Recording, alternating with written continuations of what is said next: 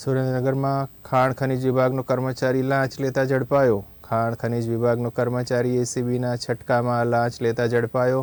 ફરિયાદીએ RTI હેઠળ માહિતી માંગતા કર્મચારીએ પૂરી માહિતી માટે માંગી હતી લાંચ. સિલિકા રેતીની લીઝની માગણી લાંબા સમયથી પેન્ડિંગ રહેતા ફરિયાદીએ કરી આરટીઆઈ.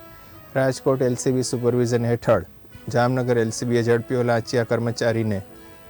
ખાણ ખનીજ કચેરી વર્ગ 3નો જુનિયર ક્લાર્ક 10,000ની લાંચ લેતા ઝડપાયો. અમૃત ઉર્ફે આનંદ ઘેરભાઈ લાંચ લેતા રંગે હાથે ઝડપાયો. તો ખાણ ખનીજ વિભાગનો કર્મચારી સુરેન્દ્રનગરમાં લાંચ લેતા ઝડપાયો છે.